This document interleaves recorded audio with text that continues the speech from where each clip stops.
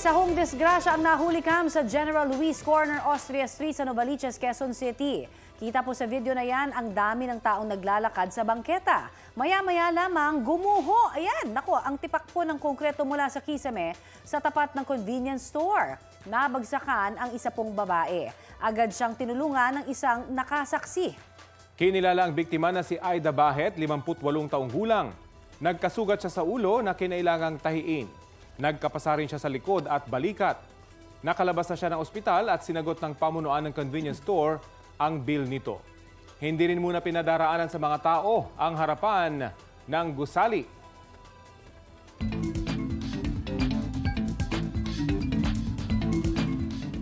Naku po, eto na naman po tayo. Naku, kapit lang sa mga motorista, ha? Wala pa rin kasing preno ang taas presyo ng mga produktong petrolyo. Sabi po ng ilang oil companies, 2 piso at 50 sentimo ang dagdag sa kada litro ng diesel. Simula po yan bukas. 2 piso naman po ang para sa gasolina, pati na ang kerosene. Tataas din po bukas ng 2 piso kada litro. Connie, sa nakalipas na 2 buwan simula Hulyo, halos 12 piso na yung itinaas ng gasolina kasama yung price hike bukas. Nako, mahigit 17 piso naman sa diesel. Ito pa naman yung ginagamit ng ating public transport halos.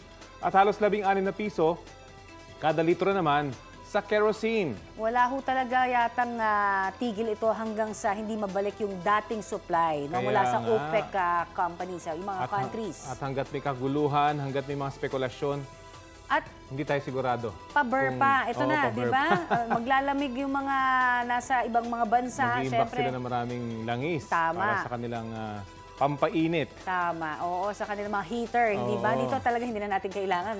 Mainit na yung mga balita. Pero ito, magandang balita naman para sa mga magsasaka dyan po sa Malolos, Bulacan. Ako, ito, tumaas po ang bentahan ng palay sa National Food Authority. Sabi po ng samahan ng mga magsasaka sa Barangay Santor, 22 pesos per kilo yang binilihan ng NFA. At magiging 23 pesos po yan kung ang kooperatibo ng mga magsasaka ang magbebenta sa ahensya. Ang mas good news pa, may dagdag ding 5 piso kada kilong incentive mula po sa Malolos City Government para sa mga palay na ibinibenta sa NFA. Pumapatak, pwedeng pumalo sa 28 pesos ang kabuang kita ng magsasaka sa kada kilo ng palay. Mas mataas po yan sa average farm gate price ng palay sa Bulacan noong July na mahigit na sa 22 pesos.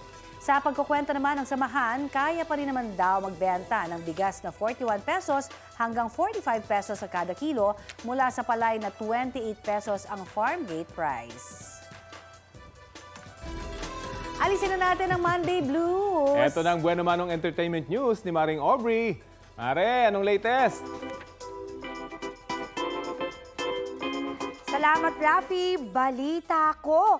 Kilig at pag-gay-in ang hatid ng Korean oppa na si Lee Seung-gi.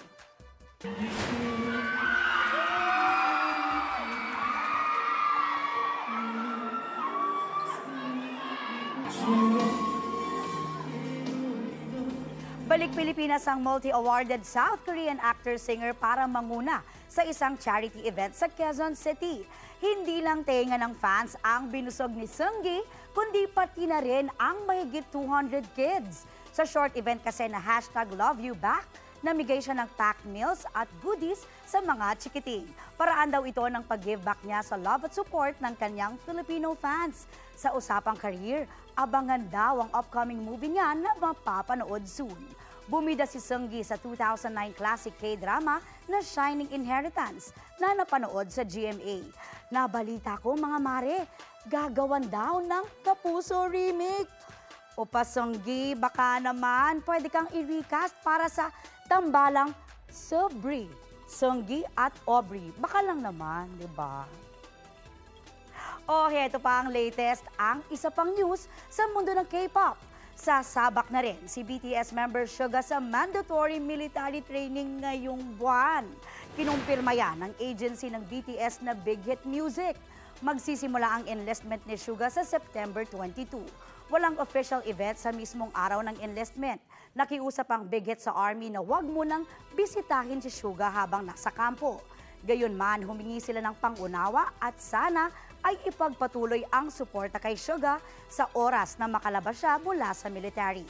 Si Suga ang third member ng BTS na pumasok sa South Korean military. Mga Mare at K-pop fans, nako, bakit kaya na-postpone yung concert ni Sandara Park sa Cebu? Alamin natin yan mamaya.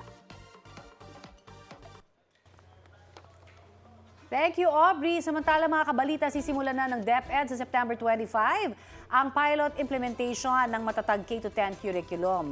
Sa listahan po ng DepEd, bahagi ng pilot implementation ang tiglimang eskwelahan sa Metro Manila, Cordillera Administrative Region, Ilocos Region, Cagayan Valley, Central Visayas, Soc-Sargen at Caraga. Sa bagong curriculum, mababawasan ang subjects sa mga grade 1 hanggang grade 10 para maiwasan po ang overloaded sa curriculum o overloading sa curriculum. Sabi po ni Deputy Spokesperson Assistant Secretary Francis Bringas, magiging basihan para sa phased implementation ng matatag curriculum ang resulta ng pilot implementation. Target po ng DepEd na tuluyang ipatupad yan sa school year 2024-2025 para sa kinder at grades 1, 4 at 7. Balita naman po tungkol sa mga nawawalang sabongero, gusto raw ng ilang pamilya ng mga nawawala na makipagpulong sa Department of Justice. Nangangamba kasi sila dahil nagsisiatrasan na sa kaso ang iba pang pamilya ng mga nawawalang sabongero. Gusto nilang ipagpatuloy pa rin ang investigasyon kahit umatras na ang iba. Sa 34 na kaso kasi, 26 na pamilya pa ang hindi nakapagpanagahain ng anumang reklamo. Sinusubukan pang kunan ng pahayag ang DOJ at PNP. Gusto rin nilang makaharap ang mga naarestong akusado sa itinuturing na case number 1. Gusto lang daw nilang malaman kung nasaan ang kanilang kaanak, kung buhay pa o patay na. Sumuko na po sa mga otoridad ang taxi driver na nanggahasa raw ng isang trans woman. Ang iba pang detalye sa balita live ni June Veneracion. June? Rafi at Connie, voluntaryo nga nagtungo ngayong umaga sa opisina ng NBI si alias Berning. Siya ang taxi driver na inaakusahan ng isang trans woman ng panggagahasa. Napanood niya raw ang istorya na lumabas sa 24 oras kung saan isang alias Chloe ang nagsabing ginahasa siya ng nasakyan niyang taxi driver Hunyo nung nakaraang taon. Paliwanag ni Berning, walang rape na nangyari. Pagsakay daw ni Chloe sa taxi mula sa isang bar sa Quezon City, nagtanong daw ito kung pwedeng mag-service si Berning. Dahil gipit at para may mauwi na pera sa pamilya, pumayag daw si Berning kahit wala pa silang napagkasundo ang halaga. At may nangyari nga sa kanila sa pinuntahang motel. Pero panay na raw ang tawag kay Berning ng kanyang taxi operator kaya naisipan niyang umalis na. Ginigising niya raw si Chloe pero hindi raw magising kaya naisip ni Berning na kumuha na lang ng 4,000 piso sa wallet nito. Pero wala raw siyang ibang ginalaw na gamit kahit ang cellphone ni Chloe. Mahigit isang taon na lumipas, nabigla na lang daw si Berning na may reklamong rape laban sa kanya. Kusa raw siyang sumuko sa NBI para linisin ang kanyang pangalan. Hirap na rin daw siya sa matinding epekto sa kanya at sa kanyang pamilya matapos maakusahan. Tinanong si Berning ng investigating agent ng NBI kung handa siyang magpa-lie detector test. Mabilis na oo ang sagot niya. Rafi, Connie? Maraming salamat, June Veneracion. Samantala, nadatna ng divers ng Armed Forces of the Philippines na halos ubos na ang mga bahura sa Iroquois o Rosul Reef.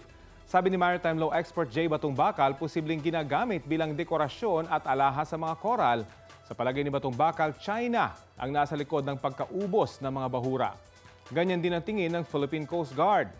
Ipinakita rin nila na maraming durog at patay ng corals na itinapon sa dagat. Sinusubukan pang kunin ng pahayag ng Department of Agriculture at Department of Environment and Natural Resources tungkol sa posibleng bayarang damages sa pagkakalbo ng mga bahura. Sa tweet ng Japanese ambassador, sinabi niyang nakababahala ang pagkaubos ng coral reefs na anilay mahalagang bahagi ng ating planeta. Sumagot ang Chinese Embassy, dapat mabahala ang publiko sa pagkalat ng anilay disinformation. Dapat na rin daw itigil ng Japan ang pagtatapon ng nuclear water mula sa Fukushima Power Plant dahil yan daw ang nakakasira sa karagatan. Samantala, eto naman pare, may dala ka bang payo ngayon? Kasi di ba tuwing hapon napapansin natin umuulan pa rin. Yun na nga.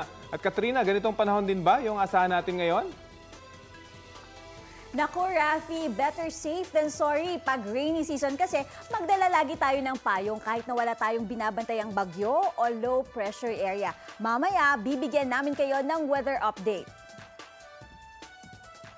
Heto muna mga kabalita, 98 days na lang, Pasko na, ramdam na nga natin ang Christmas feels tulad sa mga mall, hindi ba? At syempre, hindi papahuli riyan ng isang pasyalan na nabisita ko sa Christmas capital ng bansa, ang Pampanga. Ganito palang kaaga, punong-puno na ng ilaw at iba't ibang dekorasyon ng isang park sa bayan ng Mexico. Sakto yan sa mga pamilya at magbabarkada.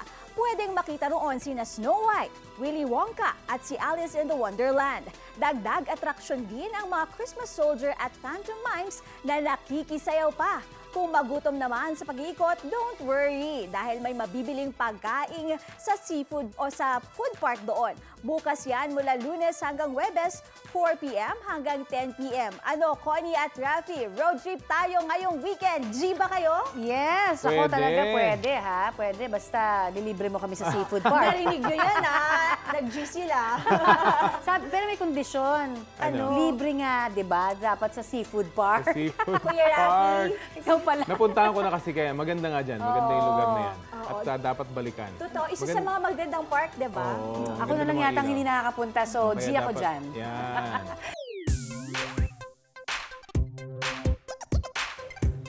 Eto naman, magandang balita sa sports. 3 gold medals ang naipanalo ng Philippine team sa 19th International Clubs Taekwondo Organization Championship sa Danang, Vietnam. Hindi lang po yan, meron pa silang 4 na silver at 5 bronze. All in all, 12 medalya. Oha, oha. Kwento ho nga nila ang pinakamatindi nilang nakalaban ay ang mga pambato ng Vietnam. Malakas din daw ang mga galing Korea. Siyempre, dyan ang galing yung syempre. Taekwondo At Australia.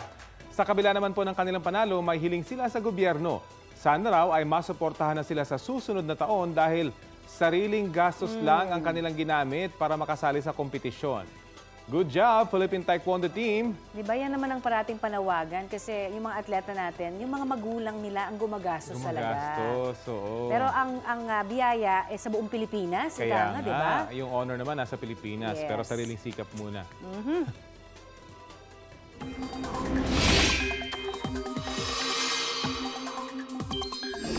Eto na sa mga nagbabalak lumarga kung saan man kayo pupunta. Weather update na po tayo para sa mga lalabas pa lamang ng mga bahay. Narito na si Katrina Son ng GMA Integrated News Weather Center. Katrina? Connie at Rafi, bago ang aking weather report, silipin muna natin ang epekto ng masamang panahon sa ilang lugar sa Mindanao. Sa balitang hatid ni Nico Wahe. Nagmistulang ilog ang bahagi ng National Highway sa Tantangan, South Cotabato dahil sa mahigit 5 oras na ulan.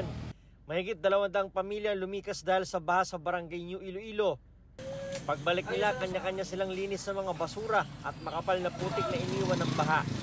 Sa barangay Tinongkop, nasawi ang isang kalabaw na inanod ng malakas na ragasan ng tubig. Hindi raw agad napansin ng may-ari ang kalabaw dahil madilim sa kanilang lugar. Walang nasaktang residente. Sa Coronadal City, gumuhang bahagi ng kalsadang iyan kasunod ng malakas na ulan. Ayon sa mga otoridad, posibleng lumambot ang lupa sa ilalim ng kalsada kaya ito gumuho.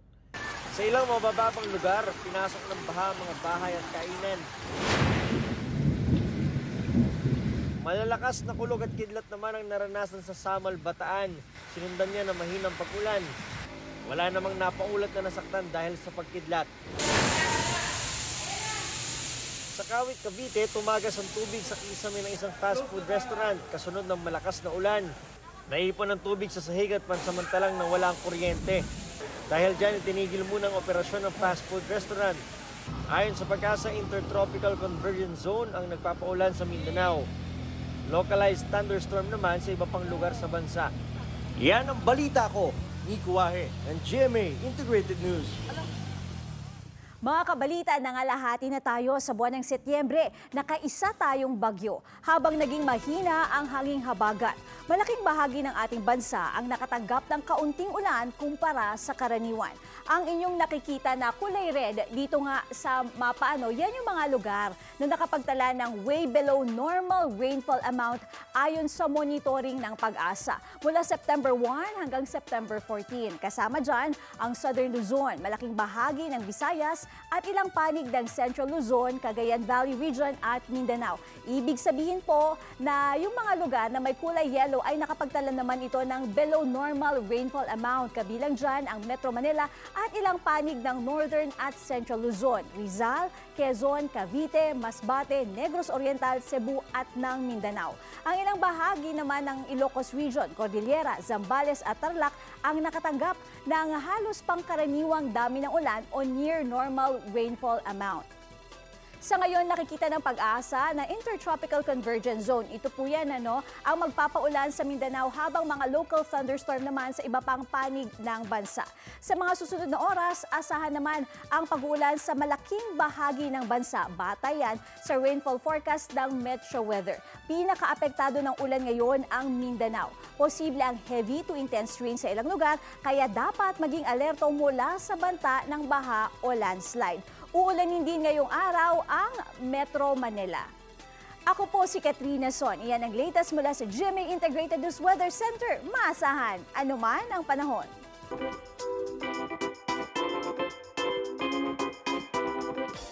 TLC o Truly Candid ang sinare na moment ng new kapuso mom na si Lovely Abella. Balita ko, nanganak na si kumaring Lovely sa baby boy nila ni Benj Manalo na si Liam Emmanuel. Sa IG, nag-post siya ng pic, suot ang kanyang hospital gown habang nagbe-breastfeed sa kanyang anak. Pag-amin niya, hirap siyang mag-produce ng gatas, pero willing daw siyang aralin yon para sa kapakanan ng kanyang baby. Love at support naman kay Lovely ang ipinakita ng kapwa celebrity mommies na sina Iya Villania, Chris Bernal, at Maricris Garcia. At syempre ako, support kita dyan. Ayun. At lahat ng mga nanay, di ba? Kasi syempre alam natin yung pinagdadaanan ng ating katawan kapag tayo ay kakapanganak lamang, di ba? Oo, Mari, di ba? Actually, may gano'n akong picture eh. Hindi ko lang pinost. Para, tsaka, di ba, isa yan sa pinakamahirap, yung breastfeeding. But at the same time, fulfilling para sa nanay na nabibigyan mo ng nutrition yung anak mo. Oo. Tsaka huwag nating ipagwawalang bahala yung postpartum, di ba? Depression. Minsan, sinasabi nila, di ba, na parang hindi daw naaayon yung mga paggalaw ng isang nanay. Dapat talaga yan chine-check ng mabuti. Kasi dito sa atin sa bansa, alam nyo, 15.6% nung ating mga nanay na nagbubuntis dumadaan po sa depresyon. Tapos mas mataas pa almost 20% daw na mga nanganak na, yung talagang nagtutuloy-tuloy yung depression. Kaya hindi mo biro yan.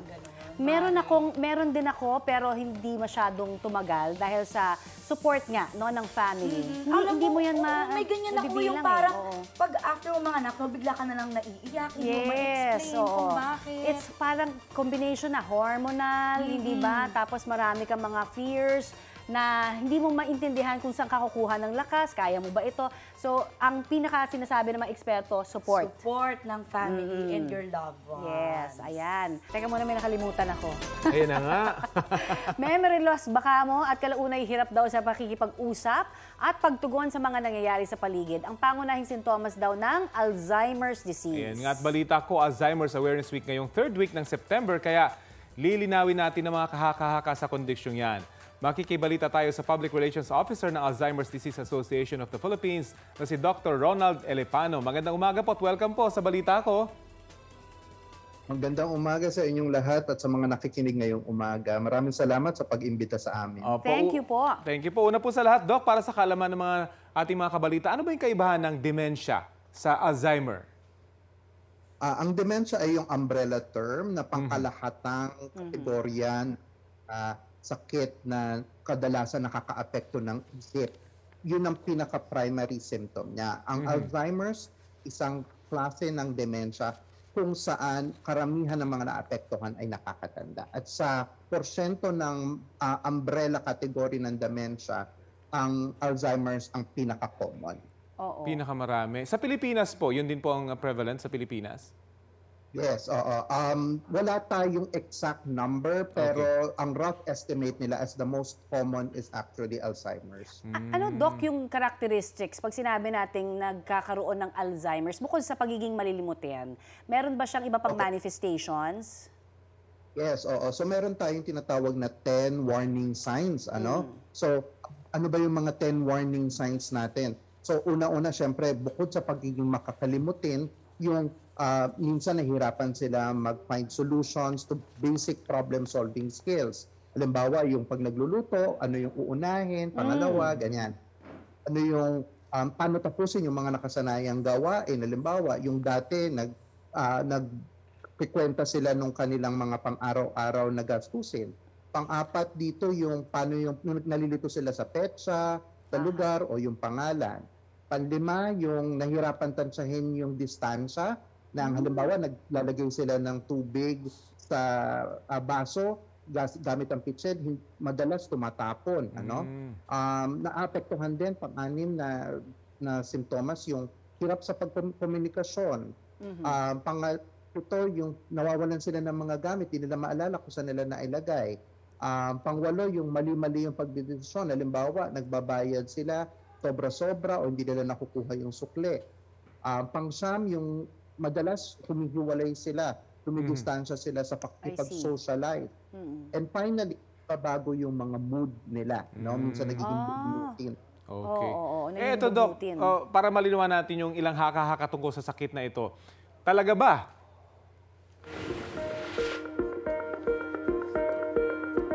Talaga ba matatanda lang daw yung nagkaka-Alzheimer's disease? Hindi, pero karamihan ay nakakatanda. Maliit na porsyento lamang ang mga nagkakaroon ng Alzheimer's na medyo bata-bata. So yung tinatawag nating younger or early onset. Paano natin siya consider na younger or early onset? Pag 65 years old and below, maaari sila magkaroon ng Alzheimer's. Pero napakabibihira, yung tinatawag natin sporadic, pasulpot-sulpot na porsyento, less than 1% siguro. I see. Ito talaga ba, Doc, na namamana daw yung Alzheimer's disease? Medyo mahirap sagutin yan, ano? Oo at hindi. Meron tayong tinatawag na risk gene. So halimbawa, kung meron kayong kamag-anak, halimbawa magulang o kapatid na nagkaroon ng Alzheimer's, tumataas yung porsyento na maaari kang magkaroon ng Alzheimer's by 30%. Pero risk yun. Hindi nangangahulugan na magkakaroon ka eksakto punto. So, questionable pa rin kung namamana na diretsyo na pag may kamag-anak ka 100%. So, hindi 100%. Okay. Talaga ba? Mas mataas daw po ang tsansa na magka-Alzheimer's disease ang mga babae? Talaga ba? Hindi. Kasi Ayan, hindi naman pala. numero ng mga ito natin na nagkakaroon ng Alzheimer's ay kababaihan sapagkat globally mas mahaba ang buhay ng mga babae. Okay. Dahil ang Alzheimer's sakit na matatanda, di ba? So kung marami matatandang babae, mas marami talagang may Alzheimer's na babae. Ito naman, yung talaga ba nakukuha daw yung Alzheimer's disease sa mga lutuang aluminum? O kahit yung mga soft drink cans, ganyan? Nung pinag-aaralan nila noong 1960s to 70s ang Alzheimer's disease, they were trying to figure out saan ba nagsisimula ito. Hanggang ngayon kasi hindi pa rin masyado klaro exactly kung ano talaga yung pinanggagalingan ito. So they were considering that aluminum could be a culprit. Pero nalaman nila na wala, although ang aluminum ay toxic sa utak, hindi rin sapat yung nakukuha natin sa aluminum grade cooking food, cooking utensils, or even yung mga lalagyanan na aluminum para makapenetrate sa utak. So walang Good to know. Unless kumain ka siguro ng aluminum, hindi naman ginagawa ng tao. Talaga ba, Doc, nakakatulong daw yung pagbabasa at mga aktibidad na magpapatalas ng isip o memorya para maiwasan yung Alzheimer's disease? Oo nga, pati games, di ba? Well, totoo ito, pero hindi lang yon. Marami tayo mga modifiable things na pwede natin magawa. So, of course, andito yung physical activity. Kailangan mas nag-exercise ka, iwasan o itigil ang paninigarilyo, pag-iinom, mas malinis na hangin, nakakatulong, protektahan ang utak from pagkabago. Pero importante dito yung edukasyon, yung pag-aaral. So hindi tayo titigil dahil sa nakagraduate na tayo, yung upskilling na tinatawag, nakakatulong. Ayun. Pero talaga misteryo pa rin ang utak, kasi yung may Alzheimer's ako na nabasa, nakakalimutan na niya lahat. Pero kasi siya ballet dancer, naalala niya yung tugtog nung una niyang, nung bata pa siya. Naalala niya, sinasayaw pa niya. So, Napaka-dynamic ng ating brains. Napaka-story. Sa Alzheimer's. Oo. Yung assumption na sharp pa yung utak nila kasi naalala pa nila yung nakaraan. Pero ang katotohanan dito, unang nawawala sa Alzheimer's, yung mas bagong memorya. Mas bagong So, memorya, yun. I see. Alala na lang nila yung nakaraan kasi wala na sila maalala na bago. So, paatras yun. So Ang one thing memory. that's interesting about Alzheimer's is naalala nila yung mga, ito tinatawag natin episodic memory, semantic memory. Pero, yung emotional memory ay hindi nila nakakalimutan. Ay, yun ang maganda. So dapat magbigay tayo, mag-express pa rin tayo ng emotion sa ating Naalala mga ko sa tuloy buhay yung ng Alzheimer. pelikulang The Notebook. Ayan. Anyway, maraming salamat po, Dr. Ron Alipano, Public Relations Officer ng Alzheimer's Disease Association of the Philippines. Magandang umaga po sa inyo. Doc. Thank you. Thank you.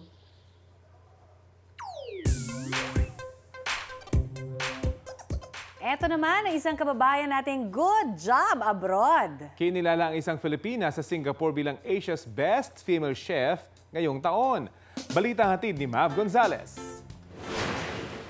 Diba?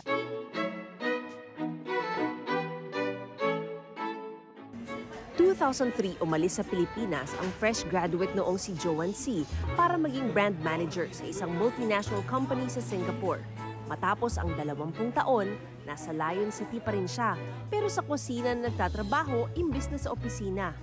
Cooking is something that's always been close to my heart. Like growing up, it's how I spend my summers. I would, play around in the kitchen, cook for my brothers who were always hungry. But it was really more looking for something that was more meaningful than just a job that pays you a salary. I wanted to have a connection with people. I wanted to lead like a more meaningful life. Aminado siyang mahirap magpalit ng career, lalo pat maraming chef ang nagsisimula ng teenager pa lang.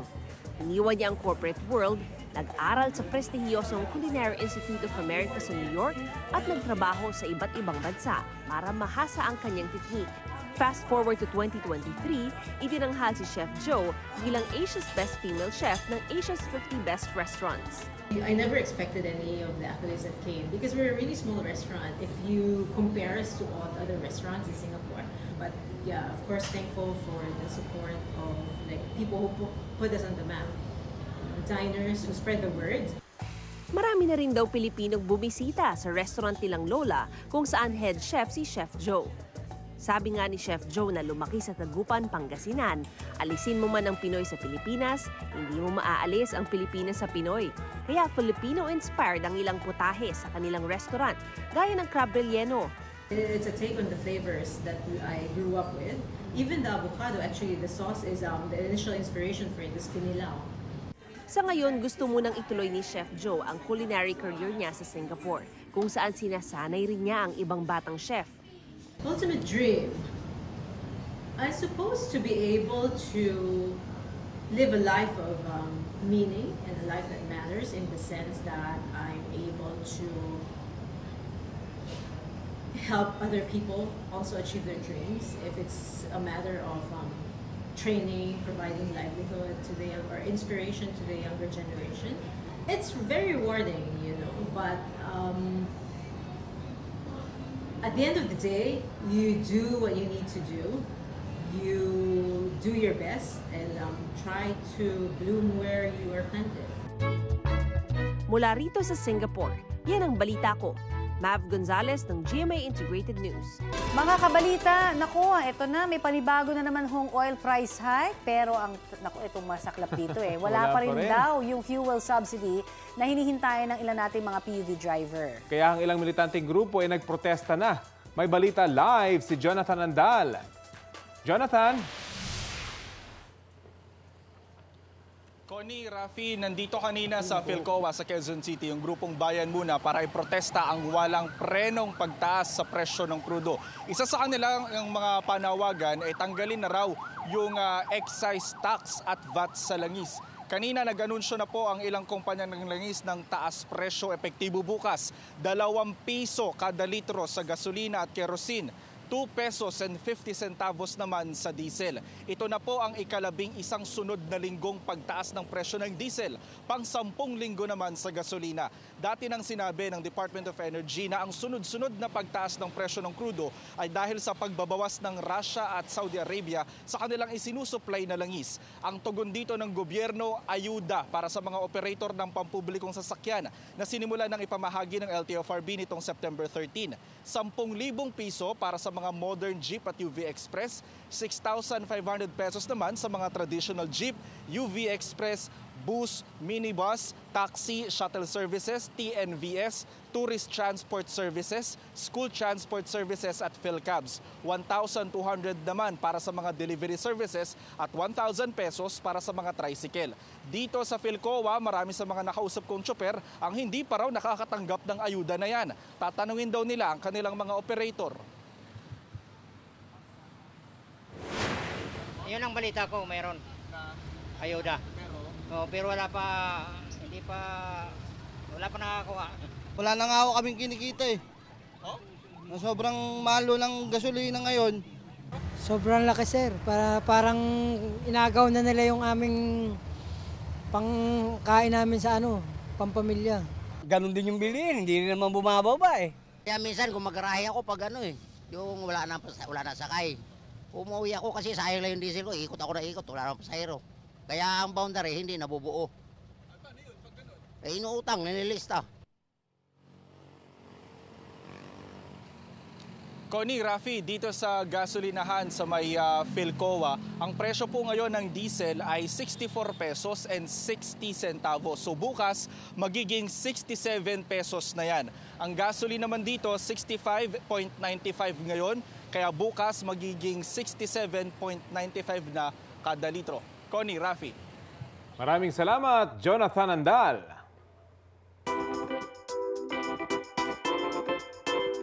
Heto naman ang latest para sa K-pop stans. Postpone po ang Cebu concert ni Sandara Park at ng ilang K-pop acts. Sa tweet ni Dara sa X, malungkot at nagsorry siya sa kanyang Daralings at Blackjacks na hindi tuloy ang concert na dapat sana ay ngayong Sabado na. Nag-prepare siya sa performance niya para rito. Pero may next time pa naman daw. Noong Biyernes nang inanunsyo ng organizer ng concert na Mark Entertainment and Events na postponed muna ang concert dahil sa unpredictable weather condition at unforeseen circumstances. Mga mare, nakisaya ang member ng SB19 na si Josh Cullen sa Manila International Book Fair. Umattend ang member ng P-Pop Kings para sa signing ng kanyang photo book. Feature daw rito ang production at costume ganaps ng kanyang debut solo single. Siyempre, pinainit rin ni Josh ang stage sa kanyang all-out solo number. Pinerform niya ang single niyang So Far Remix. Kasama ang kanyang cousins na sina Ocho the Bullet at Carrot Mayor. May quality bonding time rin siya sa fans, bata man o young at heart. Ano naman kaya ang say ni SB19 Josh sa mga Korean idols na nakisabay sa Gento craze? Overwhelming and surprising at the same time. Korea is a hard market, or K-pop itself is actually, they have their own standards. Hopefully, sa susunod, siguro yung iba sa kanila makakolab namin. Samantala, nakabalik na po sa Pilipinas si Pangulong Bongbong Marcos matapos bumisita sa Singapore. Sa Instagram post ng Pangulo, sinabi niyang marami silang magandang napag-usapan ni Singapore Prime Minister Lee Hsien Loong habang nasa Formula 1 Grand Prix. Umaasa raw siya na lalo pang titibay ang pagtutulungan ng Pilipinas at ng Singapore sa pagharap sa iba't ibang problema at issue sa mundo. Bukod sa Formula 1 Grand Prix, inimbitahan ding magsalita ang Pangulo sa 10th Asia Summit sa Milken Institute. Nakipagpulong din siya sa ilang business leader at investors at sinorpresa ang ilang Pinoy sa isang mall sa Singapore. Samantala mga kabalita, naku, masaya po akong ibahagi sa inyo ang parangal ng Gawad Galing Award sa programang Pinoy MD. Thank you po. Salamat mga kamedia. Ito po ay sa kategory ng Exceptional Public Health Service Program. Yun. Tinanggap ko po ng inyong lingkod ng parangal bilang host ng programa. Ang mga pagkilalang tulad po ng Gawad Galing ang nagbibigay syempre sa aming lahat sa Pinoy MD ng lakas para ituloy po ang pagtulong sa ating mga kababayan. Ibinibigay po ang Gawad Galing sa healthcare professionals na nagpapakita ng husay sa kanilang trabaho, gayon din po sa mga tulad namin na non-healthcare professionals na may malaking kontribusyon sa health industry sa bansa. Iginagawad po ito ng Top Rank Review Academy na isa po sa nangungunang educational institutions para sa mga kumukuha ng professional licensure exams in allied health. Muli po, maraming salamat syempre sa lahat po na bumubuo ng Gawad Galing at Top Rank Review Academy para po sa parangal sa Pinoy MD. Thank you, Lord. Syempre, for 13 years. Dahil dyan, maraming salamat sa pa-SB 19. SB 19. Thank you po, Lord, for the 13 years of Pinoy MD. Congratulations, Mare. Eto na, hashtag pansit pa more. Ano ang paborito niyong pansit dishes? Naku, ako yung pansit, ano nga ba? Hab. May Alzheimer's na pinag-usapan na natin kanina. Kahit anong pansit, basta masarap. Correct. Ako, basta pansit ni Mami Nimfa at ni Mami Heidi. Ay, Mami Heidi, masarap yung pansit Sa niya. event ba kayo karaniwan kumakain ng pansit? Ako pag birthday kasi pampahaba ng buhay. Ako, dito lang, pag may nagpapansit, okay na ako. Kanina breakfast lang eh. Ano man dyan ang gusto ninyo, ilan lang yan sa many variants ng pansit sa Pilipinas. Pero lahat ng yan, syempre, masasarap. Oo nga, iba rin naman talaga yung gawang Pinoy. Pasok ang ilan sa mga favorite nyong pansit sa Top 50 Best Stir-Fry Dishes ng food critic website na Taste Atlas.